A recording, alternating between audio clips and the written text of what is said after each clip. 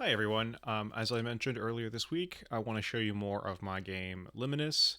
As some of you may have mentioned, saw the game is currently called Liminal Game in the file, but um, I have been calling it Liminus for a while. I had one comment ask me about this, and I just don't want you to feel like I'm like stealing your like name idea or not giving you credit for it. I have been calling it Liminus. I think that's a really cool name, which is why I called it that. Just to like kind of set that to the side, just because I felt like a little weird about it, a little bad. Um, yeah, here's like one of the files. So Saturday, September 2023. So this has been like a year. I have a couple files just called Liminus Creator. I've just had so many games called Liminus because I've been working on this project for quite some time now. That this is like my third take on it, and the one that I'm most confident about, which is funnily enough the one I decided not to give it a name just because I wasn't sure if I was gonna have to drop it.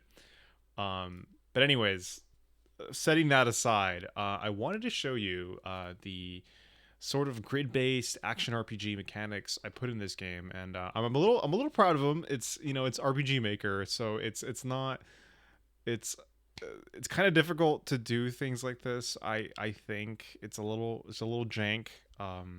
So the fact that this is working so well has me really excited. I'll just briefly explain how the mechanics work. So basically, there are like these sigils, and they kind of work like jigsaw puzzles, and you want to get them all facing the correct direction. And so then when you activate them, they unleash an attack on like the enemy character, right? And then while you're doing that, these sigils are moving around this grid, so you have to get to them.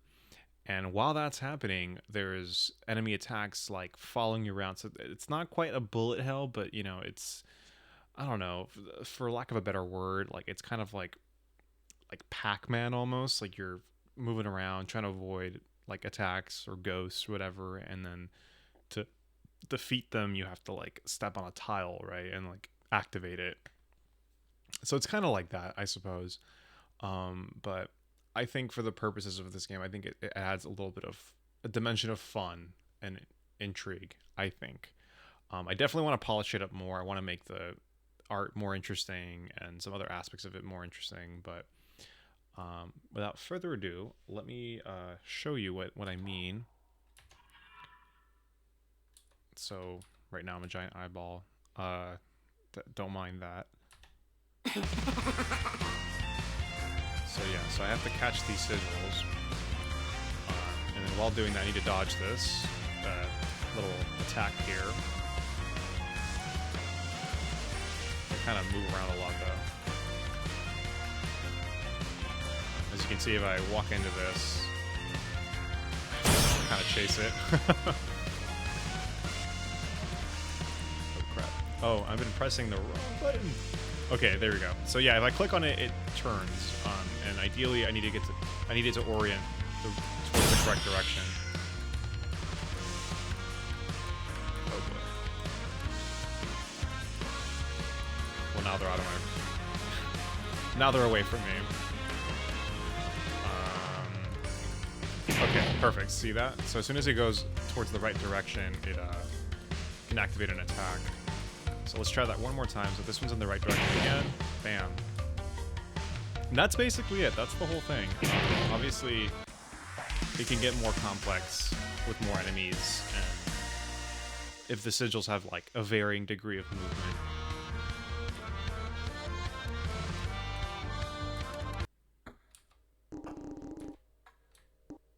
Okay, I just didn't want that like RPGMaker music playing any longer, so started a cutscene that usually doesn't happen here, but because I walked out through a really weird corner of the game, I guess it activated it anyways. Anyways, yeah, so that's the battle mechanics for this game. I'm really excited to like mess around with them and see what kind of like interesting scenarios I can create with this. But yeah, I was just really excited about it. Wanted to show you guys, and hopefully you get to play it sometime soon. Anyways, thank you for watching, and I'll see you in the next one.